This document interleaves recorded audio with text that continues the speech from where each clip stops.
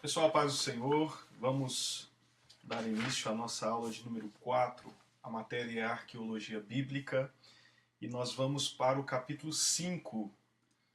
Nós estamos na página 37 do nosso material aí de estudo, no livro-texto, na página 37. O capítulo 5 vai começar a falar do período do bronze.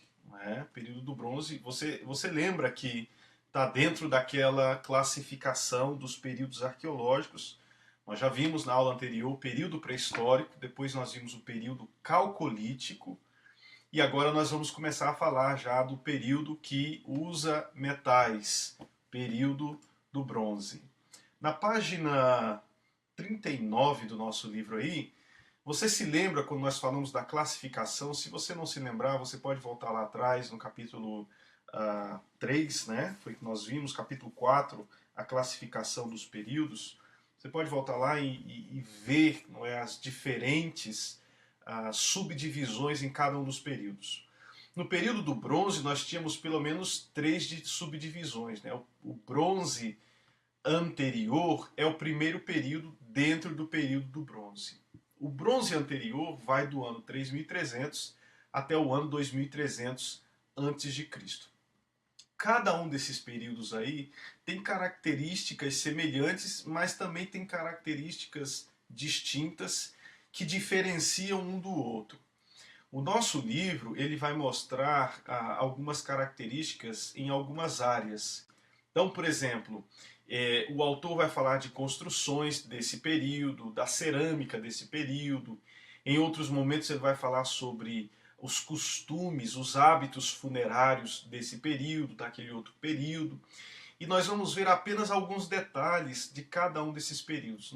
Nós não temos condição de falar detalhadamente cada um desses detalhes. Então a gente só vai mencionar, vamos ler alguma coisa, vamos trazer alguma outra informação e vamos prosseguir. Ok? Esse primeiro período aí, dentro do bronze, do período do bronze, que é o bronze anterior, ele vai falar para nós a respeito das construções desse tempo. Olha aí, na página 39 do seu livro. Ele diz assim, que no início as cidades eram desprovidas de muro, assim como Megido, Bet-San e Arade. Mais tarde, porém, elas são cercadas com muros de tijolos de argila, reforçados com pedras cuja largura chega a 4 metros. Nota-se, ele diz aí, portanto, uma marcante continuidade entre vilas abertas para uma grande cidade murada. É nesse período aqui que surgem as assim denominadas cidades-estado, não é? Essa construção de muros pode vir da influência da Suméria ou da rivalidade entre as próprias cidades-estado. Até antes desse período não havia preocupação em fazer muralhas, construir muros, não é? Mas já nesse período já se percebe a construção disso, provavelmente por causa das guerras constantes, os conflitos constantes, não é? As forças opressoras que estavam sempre ameaçando ocupar a terra. O autor menciona Megido.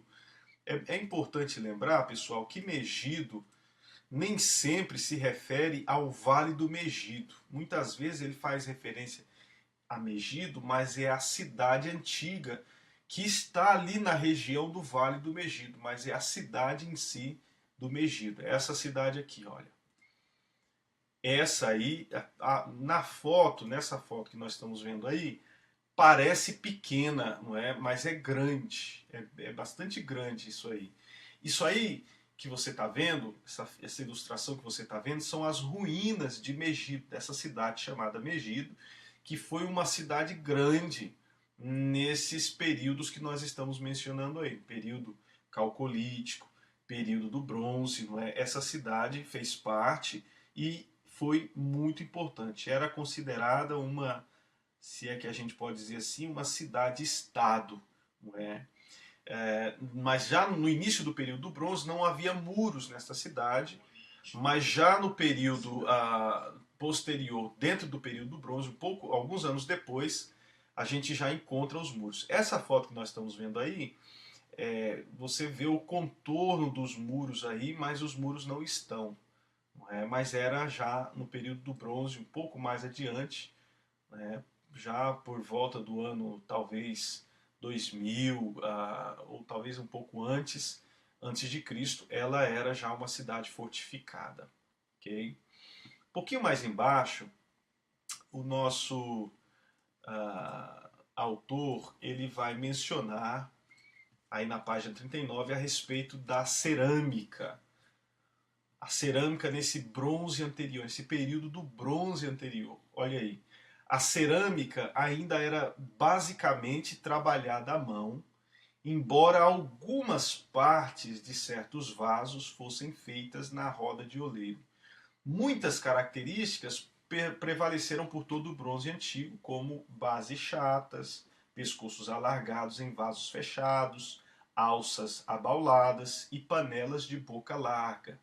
Em Arade, por exemplo, foram encontrados diversos tipos de cântaros e crateras fundas, algumas com um bico abaixo da borda, provavelmente com uma função específica relacionada ao consumo de cerveja.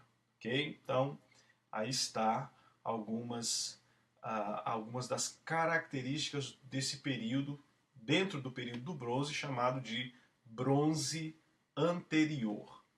Vamos para frente? No finalzinho da página 39, nós temos aí, no ponto 2, o bronze médio 1, que vai do ano 2100 até o ano 1600 a.C., e esse é conhecido como o período dos patriarcas. Uma das características desse bronze médio 1, ele diz aí, é que o período do bronze médio 1 é um período misterioso. Por quê? Porque a transição para o bronze médio é marcada por uma violenta destruição de cidades. Não há cidades muradas e poucos povoamentos foram descobertos. Né? Então é um período muito difícil porque houve muita guerra e muita coisa foi destruída e se perdeu muita coisa. Um pouco mais abaixo aí, ele cita uma coisa interessante sobre esse período aí dos patriarcas, na página 40.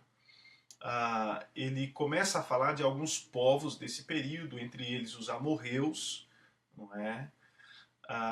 Mas ele fala aí, onde diz assim, uma característica peculiar desse período é a ocupação de regiões desérticas, especialmente no Negueb ao sul e no Sinai. São áreas próprias para o nomadismo pastoril e muitos dos sítios do Negueb consistiam somente de poucas choupanas e currais, mas havia também outras habitações. Dentre estas, o exemplo mais típico é uma estrutura arredondada com um único cômodo, entre 2 a 4 metros de diâmetro, numa área de piso média de 10 metros quadrados, um pilar de pedra no centro da estrutura que suportava um telhado feito de grandes pedras chatas. Essas casas simples estavam reunidas em grupos em forma de pequenas cadeias. Então, nesse período aí, se percebe, especialmente entre os patriarcas, né, Abraão, Isaac, Jacó, enfim, a habitação em tendas, como nômades, e nas regiões desérticas. É importante, gente, nós lembrarmos que os patriarcas viveram em tendas nessas regiões desérticas, não é porque eles eram pessoas ignorantes, pessoas brutas, que não sabiam construir uma casa de pedra, como essas que já haviam nesse tempo, ou casas de alvenaria, como essas que já são mencionadas aqui. É importante lembrar que os patriarcas escolheram esse tipo de vida nômade, pastoril, vivendo em tendas no deserto, por uma questão espiritual. Não foi uma questão de avanço ou de progresso tecnológico. Se você puder e você tiver a sua Bíblia, abra aí comigo em Hebreus capítulo 11. Porque em Hebreus capítulo 11 é onde a gente percebe que eles viviam em tendas, não porque eles não tinham condições financeiras de construir casas de alvenaria, casas de pedra, ou porque não sabiam como fazer. Aliás, Abraão ou Abrão saiu de Ur dos Caldeus, e Ur dos Caldeus era uma cidade, nesse tempo, muito evoluída, não é? Foram descobertas, inclusive na cidade de Ur, naquela região da Mesopotâmia, pirâmides, não tão grandes como a do Egito, mas pirâmides também semelhantes àquelas do Egito. Então era um povo que tinha o seu desenvolvimento, tinha um crescimento grande, não é? E a questão não era essa, não era por causa disso, não é por desconhecer, ou por não saber, ou por não ter condições financeiras, que eles habitavam em tendas. A razão é uma razão espiritual, uma razão religiosa. Capítulo 11 de Hebreus, versículo 8. Olha aí. A nossa Bíblia diz assim, eu estou lendo na Revista e Corrigida. Pela fé, Abraão, sendo chamado, obedeceu, indo para um lugar que havia de receber por herança, e saiu sem saber para onde ia. Versículo 9.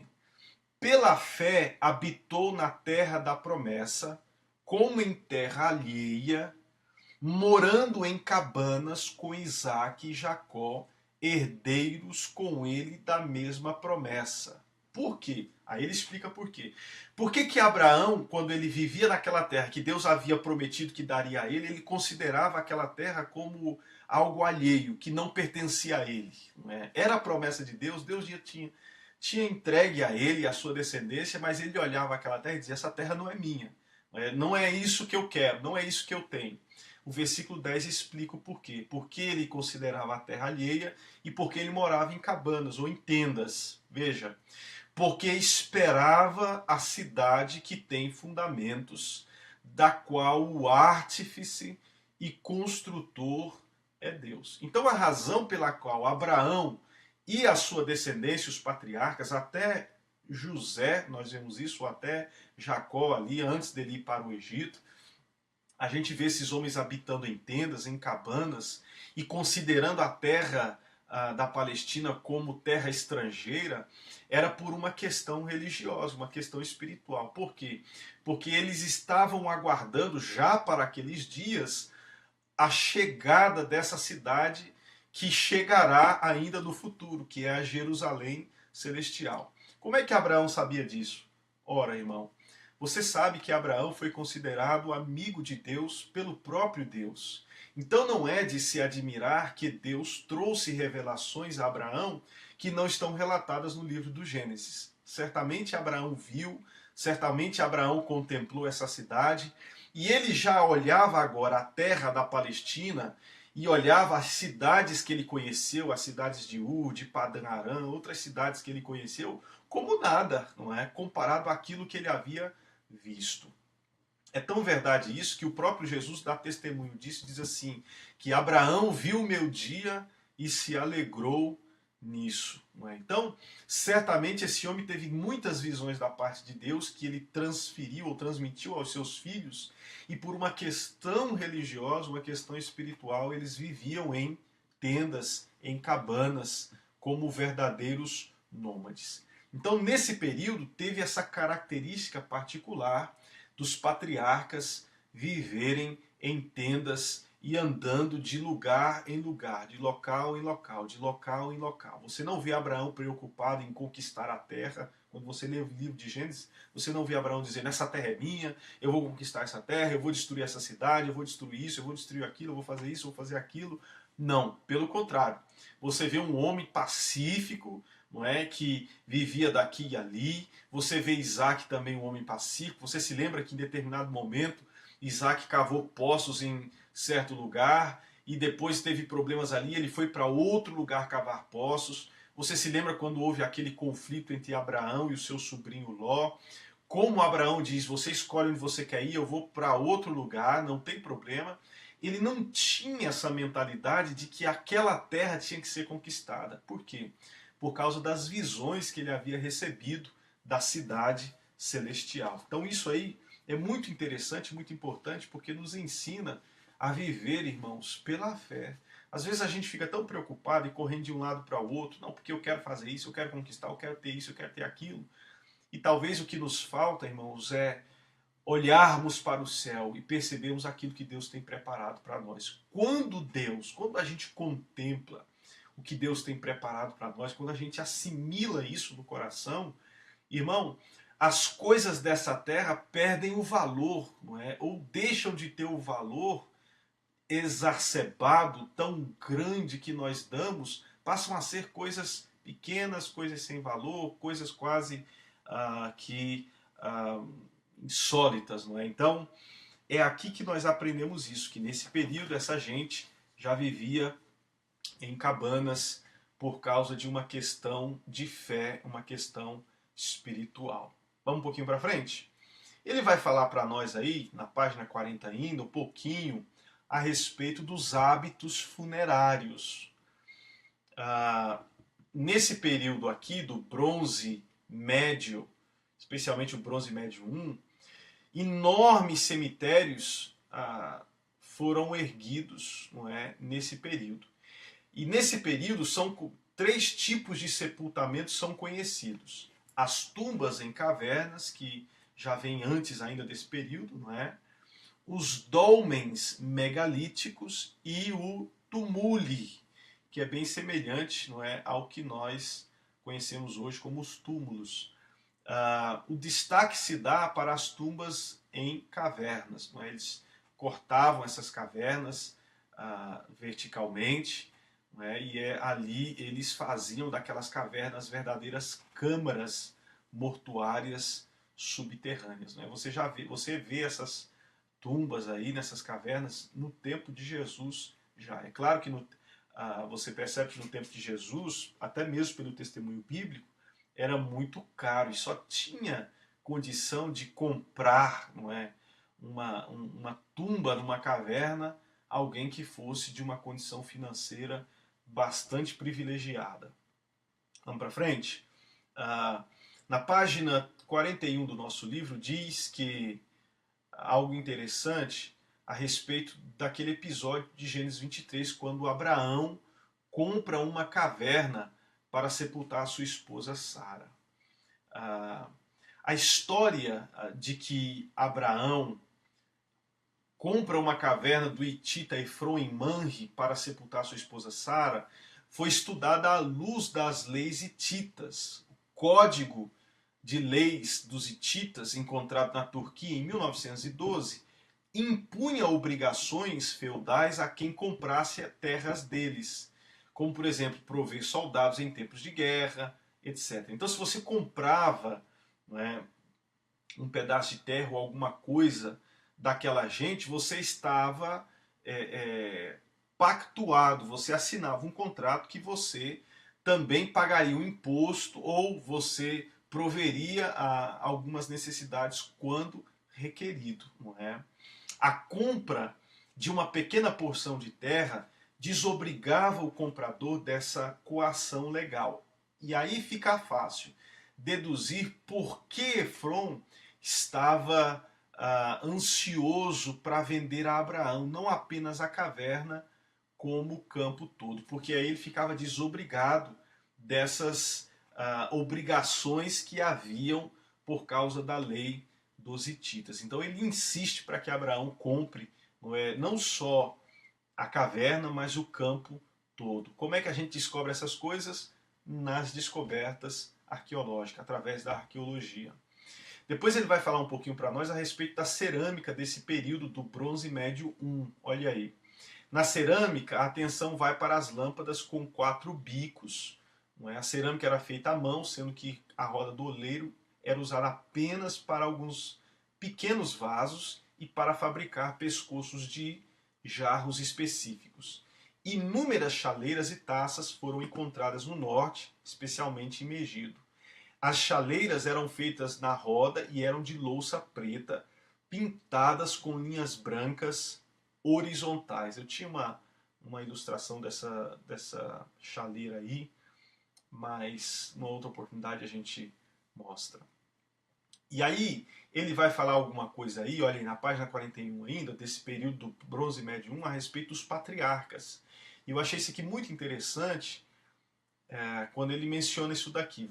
É muito importante você gravar também, memorizar essa informação que está aí. Olha, uma das cidades florescentes nesse período foi Nuzi, na Mesopotâmia. Você checar na internet, coloca lá Nuzi, Mesopotâmia, você vai encontrar diversas fotos sobre esse local arqueológico aí também. É uma cidade que não ficava muito longe das margens do rio Tigre. Nuzi tem revelado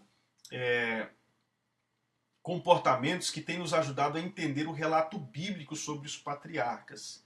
Por exemplo, aquele incidente que Raquel roubou os deuses ou as estatuetas de argila, no hebraico é terafim, não é, do seu pai Labão, lembra disso? Quando ela esconde ali debaixo do camelo da sua montaria, ela estava montada no camelo, e os terafins estavam ali debaixo dela, e o pai vem desesperado procurando esses terafins, esses ídolos, não é?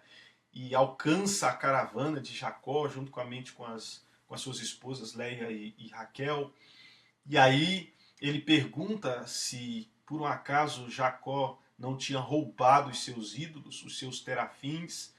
E Jacó disse, jamais, eu nunca fiz isso, você sabe, eu trabalhei, eu sou um cara honesto. E realmente ele foi honesto mesmo, trabalhou direitinho, fez tudo direitinho. Na verdade, o sogro dele passou a perna nele muitas vezes.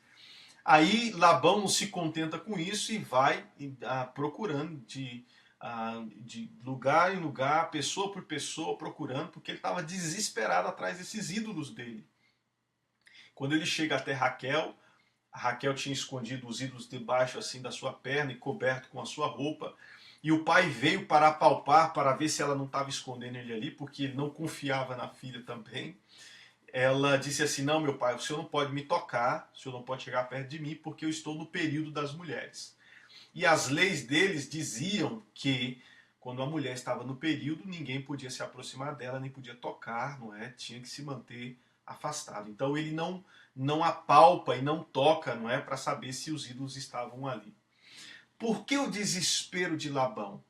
A arqueologia descobriu, não é, entre as suas descobertas aí na cidade de Nuzi, descobriu que entre eles, nesse período aí, havia o costume de fazer a escritura das propriedades nos terafins. Então ele tinha o terafim e ele marcava, escrevia, não é? E fazia daquele terafim a sua escritura de posse, não é?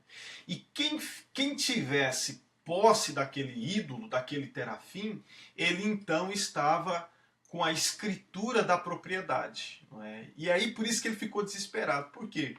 Porque ele tinham roubado dele, não é? Tinha desaparecido da casa dele a escritura das suas propriedades. E se viesse alguma fiscalização ali, ele não teria como comprovar que aquelas propriedades pertenciam a ele. Por isso o desespero dele. Então, é por isso que a gente vê em Gênesis 31:14 que antes de roubar os terafins, Raquel se une a Leia e pergunta assim, ela pergunta a Leia, há ainda para nós parte ou herança na casa do nosso pai?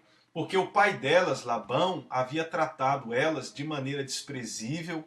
E aí o que ela fez? Ela tomou a lei com as próprias mãos, não é? E roubou a escritura da propriedade. Ou seja, aonde ela fosse, no dia que ela voltasse naquela terra, embora ela nunca mais voltou, mas o dia que ela voltasse, se por acaso ela voltasse, chegasse ali e tivesse outra pessoa ocupando, seu pai já tivesse falecido, ela chegasse com as estatuetas, com os terafins na mão, ela dizia assim, isso aqui me pertence, essa propriedade é minha, vocês têm que sair daqui, vocês têm que desocupar isso daqui, porque isso aqui me pertence. E se alguém dissesse, como é que isso te pertence? Então ela apresenta os terafins e diz, aqui é a escritura, eu tenho a escritura desse local. Não é? Então o desespero de Labão foi justamente por causa disso. Eu tenho aqui alguns modelos de terafins desse tempo para você ver o que era um terafim. Olha aí. O Terafim era esse ídolo aí, ele era um ídolo que ficava na casa, ele era adorado, é o que a gente entende hoje como as imagens de santo, não é? Que se colocam nas casas, e aí esses terafins aí eram a escritura também de posse. Por isso, a preocupação de Labão em reaver os terafins que haviam desaparecido da sua casa. Aí você entende a preocupação dele. E como é que nós entendemos isso? Com as descobertas arqueológicas relatando os costumes dos tempos antigos da época dos patriarcas. Ok? Vamos para frente?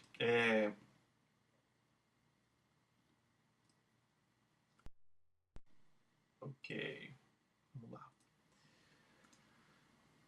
No finalzinho aí, ele vai também mencionar para nós que nesses tabletes de Nuzi, eles descobriram, entre outras coisas, um episódio parecido àquele episódio de Gênesis, quando Esaú vendeu, não é, o seu direito da primogenitura por um prato de lentilhas. Você vê isso e diz assim, poxa, mas que absurdo alguém vender algo tão importante, não é? Como a sua primogenitura por um prato de sopa de lentilhas. Não é? Que loucura é essa? Mas nesses tabletes de Nuzi que foram descobertos lá na cidade de Nuzi, na Mesopotâmia, ali na região do Iraque, ele conta a história, um desses tabletes conta a história de um homem que vendeu sua parte na herança por 3 ovelhas. Não é? Você vê também, de novo, um absurdo. Não é? Como é que alguém vende a sua herança, não é? Quem sabe propriedades, animais e tantas coisas, por 3 ovelhas? Não é algo tão pífio, tão pequeno, não é? Para ser comparado. Mas aí você percebe que naquele tempo, né, era costume daquela gente não considerar bem as coisas, não é, e fazer negócios sem pensar cuidadosamente. Você se lembra, por exemplo, do episódio quando Sarai oferece ao seu marido a sua escrava porque ela não podia gerar filhos? E ela diz assim, olha, eu não posso, mas está aqui Agar, e dela então você vai ter esse filho que será o herdeiro. Não é? Você ouve isso parece um absurdo. Você diz, poxa, mas que mulher louca, que loucura é essa? Mas quando nós lemos, não é, o que foi descoberto nesses tabletes, tanto o de Nuzi, da cidade de Nuzi, como também o de Ebla, você vai perceber que entre as leis da Mesopotâmia havia a lei da descendência. Quando Sarai oferece a Abraão a sua escrava, ela estava fazendo algo que era completamente legal. Não é? Não havia nada de legal, não era nada imoral, de acordo com a lei do tempo, com os costumes e com a lei do tempo. Então ela estava fazendo algo dentro da lei. Não é? O problema, irmãos, é que muitas vezes a lei dos homens não está de acordo com a lei de Deus.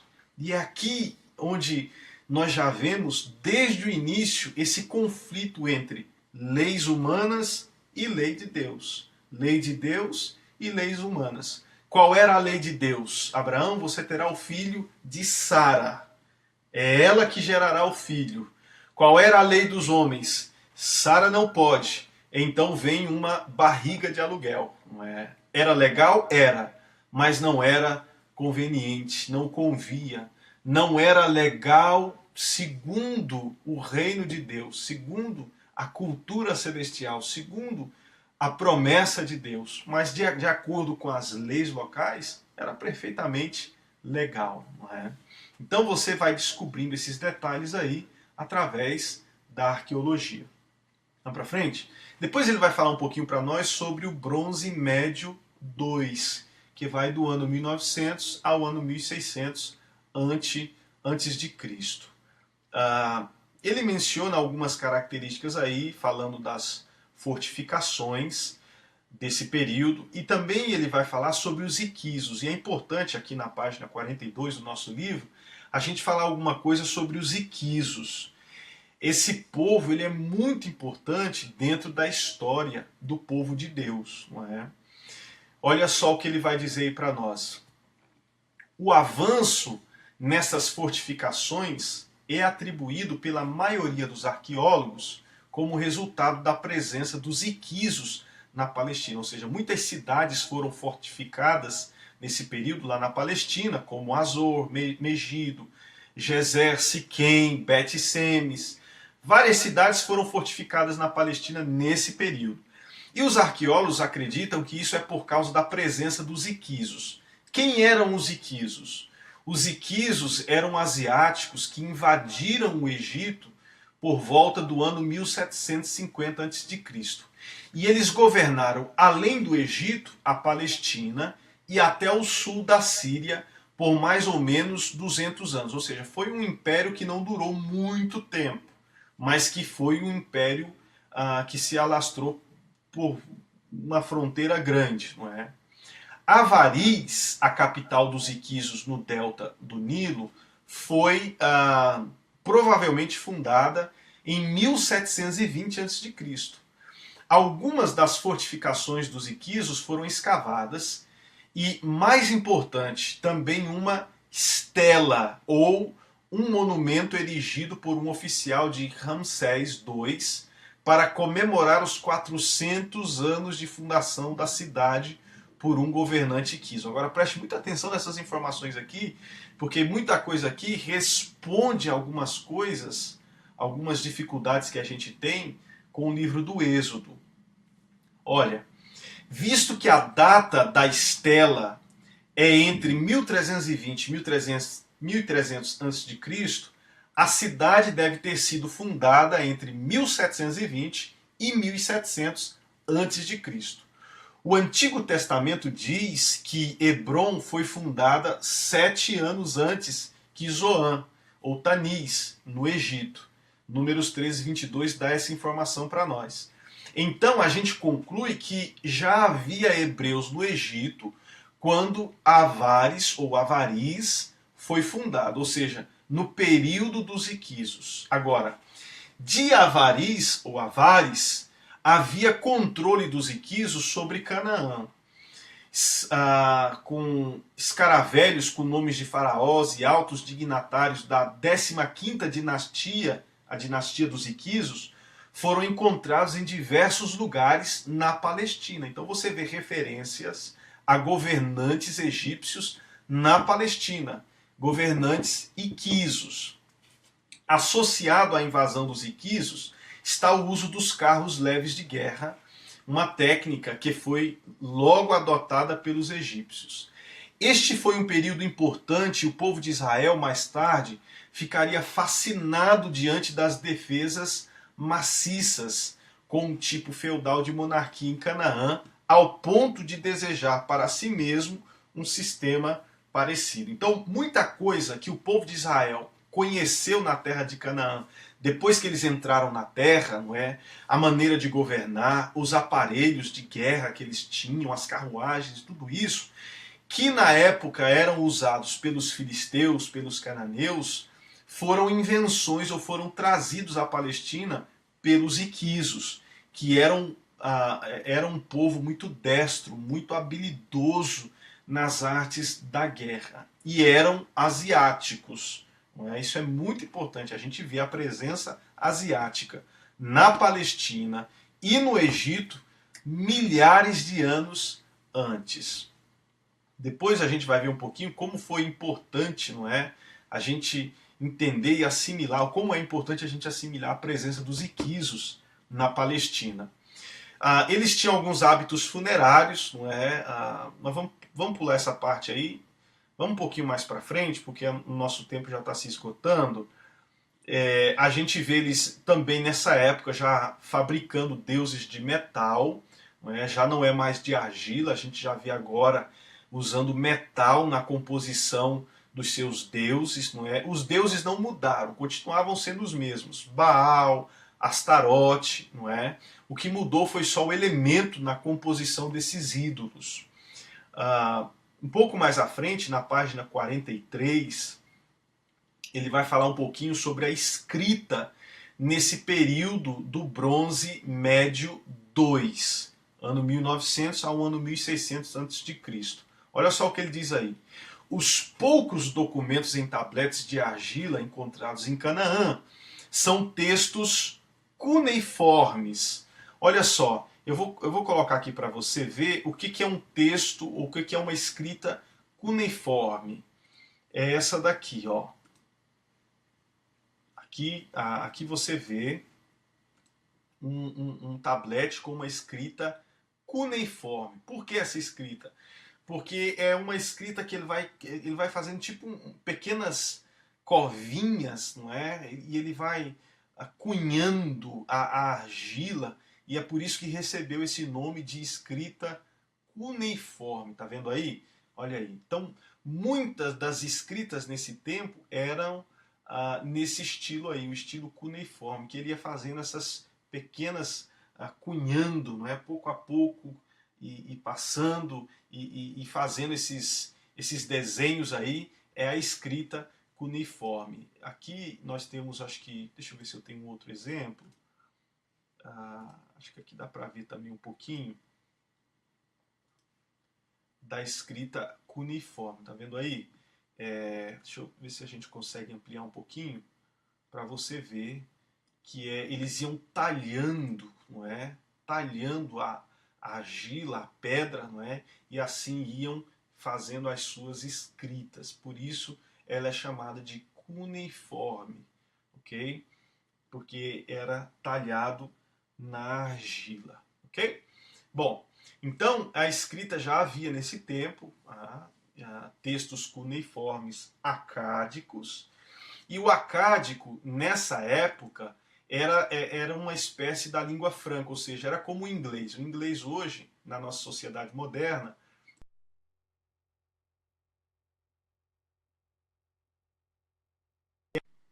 é a língua que a maioria das nações utiliza para se comunicar entre si. Nessa época, era o acádico, o acádio, não é? Que era a linha franca em todo o Antigo Oriente Próximo. Não é?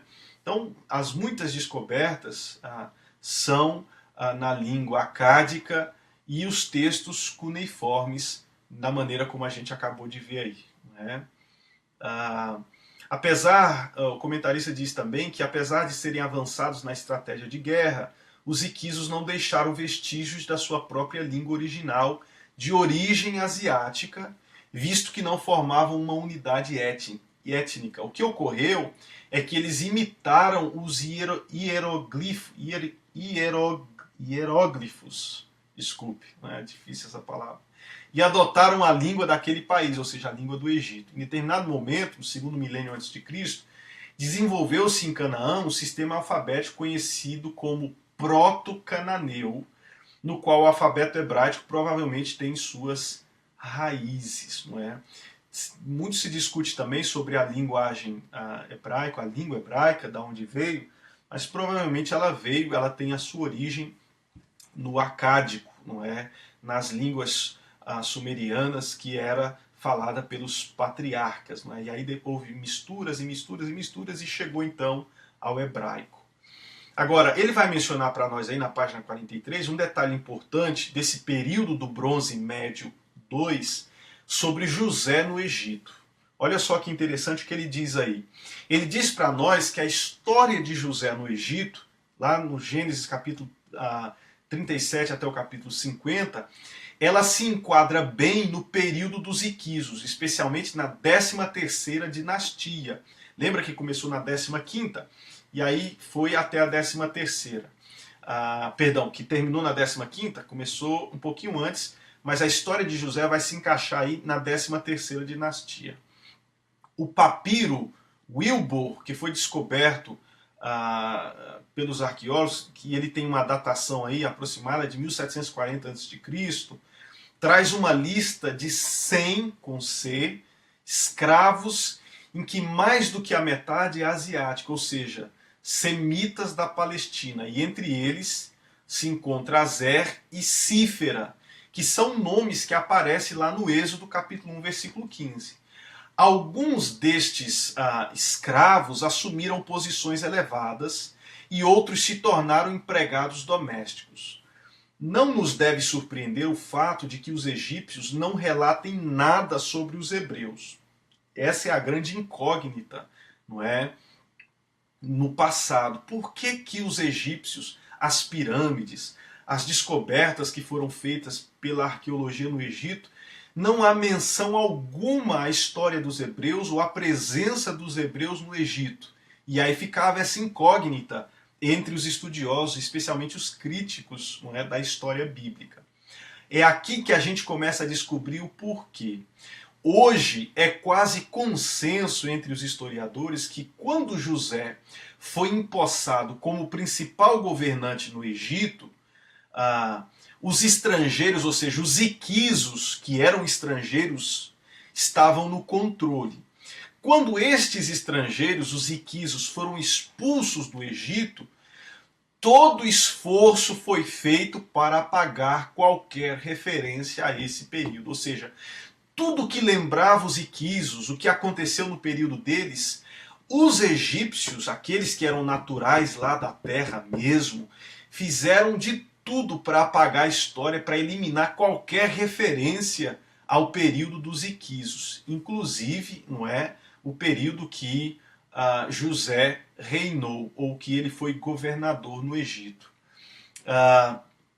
Os iquisos, eles eram semitas do mesmo tronco étnico dos hebreus. É possível que os iquisos tenham mantido em certas posições oficiais egípcios locais. Isso também talvez explique porque nos primeiros 5 versículos de Gênesis 39, Potifar é 3 vezes chamado de um egípcio. Se egípcios locais estivessem ainda no comando, não faria sentido referir-se a um oficial como o egípcio. Então você percebe que já em Gênesis 39, os iquisos estão dominando o Egito, e quando aparece um egípcio, um natural da terra, no governo ou numa posição importante, ele é chamado de egípcio. Agora, olha que interessante. Quando você vai para Êxodo, a Bíblia diz que se levanta um faraó que não conhecia José, não é? O sentido do texto ali não é que o faraó não conhecia José, mas o sentido é que ele não reconhecia a José, ou seja, ele desprezou a história e o que José fez no Egito. Capítulo 1, versículo 8 de Êxodo diz assim: depois se levantou um novo rei sobre o Egito que não conhecera a José. O sentido aqui do texto é que não reconheceu, que não deu valor, que desprezou aquilo que José fez no Egito. Não é?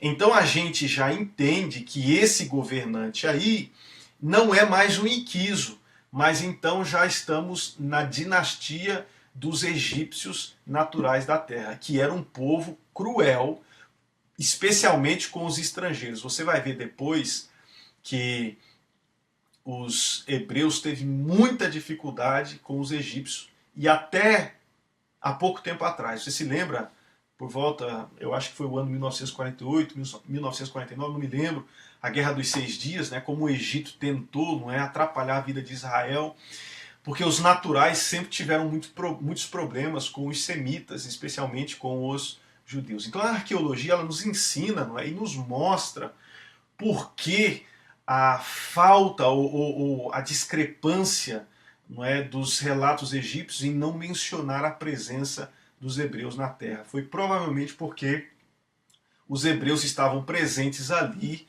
na dinastia dos iquisos, ok? Bom, você vai ver aí na página 43 do nosso material que ele vai falar dentro desse período do bronze daquela subdivisão que é o bronze posterior, ano 1500 ao ano 1300 a.C., que foi nesse período aí que aconteceu o então chamado Êxodo, ou seja, a saída do povo da terra do Egito. Foi nesse período aí. Ele vai trazer várias informações aí que você pode depois ler na sua casa com mais calma, mas o que chama a atenção aqui, nesse pedacinho aqui, são as fortificações. Ele diz que a característica que surpreende o período do bronze posterior é a ausência quase total de fortificações, não é? Porque você lembra que a gente disse que no período anterior, no Bronze Médio, havia várias fortificações e as cidades começaram a se fortificar. Foi daí que começaram a surgir as conhecidas cidades-estado. No Bronze posterior, que é uma data já posterior àquele período, eles já não percebem mais a presença de fortificações, de muros e muralhas e aquela preocupação toda com segurança, não é? A resposta para essa situação provavelmente se encontra no fato de que o Egito, que controlava a Palestina, tivesse como política de domínio proibir a construção de fortificações pelos governantes cananeus. É interessante que quando você olha a história egípcia, você não vê fortificações no Egito, né? Você não vê muralhas. Né? De repente foi essa também a política que eles implantaram na Palestina. Lembra que a gente falou? Eles dominavam não só o Egito, mas boa parte da região do Crescente Fértil, inclusive a Palestina. Então talvez eles obrigaram os palestinos ou os habitantes da terra a destruírem as suas fortificações.